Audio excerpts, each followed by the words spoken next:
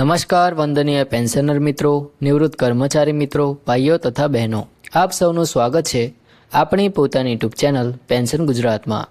તો મિત્રો, આજનો આ વિડીયો દરેક કેન્દ્ર સરકારના કર્મચારી અને પેન્શનર માટે ખૂબ જ મહત્વપૂર્ણ છે, કારણ કે આજે આપણે વાત કરવા જઈ રહ્યા છીએ પગાર વધારો, પેન્શન વધારો અને નવા મોંઘવારી ભથ્થા સાથે જોડાયેલી તાજી અને સત્તાવાર માહિતી વિશે।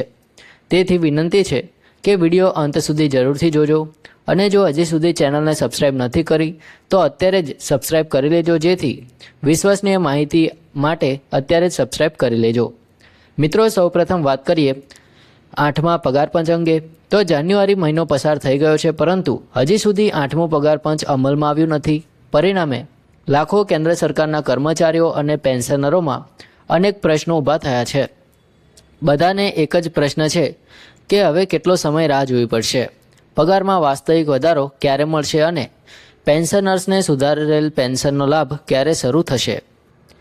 આ મુદ્દે તાજેતરમાં સંસદમાં મહત્વપૂર્ણ ચર્ચા થઈ હતી। રાજ્યસભામાં પૂછાયેલા પ્રશ્નોના જવાબમાં નાણાં મંત્રાલયે સ્પષ્ટતા કરી છે કે 8મા કેન્દ્રીય પગાર પંચની સત્તાવાર રચના થઈ ચૂકી છે। 3 નવેમ્બર 2025ના રોજ સરકાર દ્વારા 8મા પગાર પંચની રચના માટેનો ઠરાવ જાહેર કરવામાં આવ્યો હતો, એટલે કે પ્રક્રિયા હવે સત્તાવાર રીતે શરૂ થઈ ગઈ છે। નાણાં રાજ્યમંત્રી શ્રી પંકજ ચૌધરીએ રાજ્યસભામાં લેખિત જવાબ આપતા જણાવ્યું હતું કે આ કમિશનને કેન્દ્ર સરકારના કર્મચારીઓના પગાર ધોરણ, ભથ્થા, પેન્શન માળખું અને અન્ય સંબંધિત સેવા શરતોની સમીક્ષા કરવાની જવાબદારી સોંપવામાં આવી છે।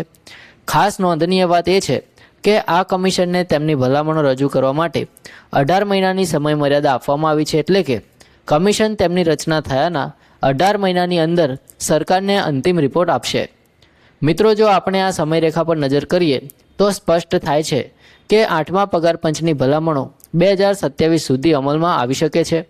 જો કે સરકાર દ્વારા અમલીકરણ માટે ચોક્કસ તારીખ જાહેર કરવામાં આવી નથી, પરંતુ સંસદમાં આપવામાં આવેલા જવાબથી એટલું ચોક્કસ છે કે પ્રક્રિયા સક્રિય રીતે ચાલી રહી છે।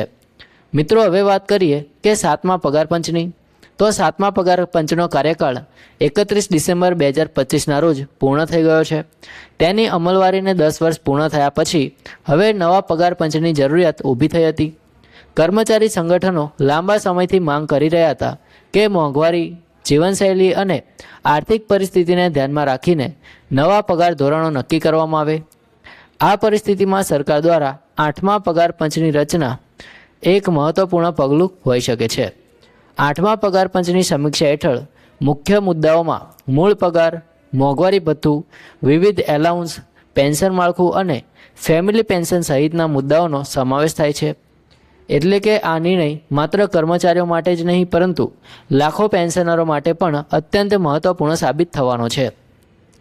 મિત્રો, હાલ માટે સૌથી મોટી વાત એ છે કે સરકાર દ્વારા સત્તાવાર રીતે સ્વીકારવામાં આવ્યું છે કે કમિશન કાર્યરત છે અને નિર્ધારિત સમયમર્યાદામાં રિપોર્ટ આપશે। જો કે વચગાળાના તબક્કાઓ વિશે કોઈ વિશેષ માહિતી આપવામાં આવી નથી, છતાં આ જાહેરાત કર્મચારીઓ અને પેન્શનરો માટે આશાનું કિરણ સમાન છે। આવતા સમયગાળામાં જેમ જેમ કમિશનની કામગીરી આગળ વધશે તેમ તેમ વધુ સ્પષ્ટતા બહાર આવશે। પેન્શન ગુજરાત ચેનલ પર અમે તમને દરેક સત્તાવાર અપડેટ સમયસર પહોંચાડતા રહીશું, જેથી તમને સાચી અને વિશ્વસનીય માહિતી મળી રહે। તો મિત્રો, આજની માહિતી અહીં પૂર્ણ કરીએ છીએ। માહિતી ઉપયોગી લાગી તો ચેનલને જરૂરથી સબસ્ક્રાઇબ કરી લેજો। જય હિન્દ, વંદે માતરમ।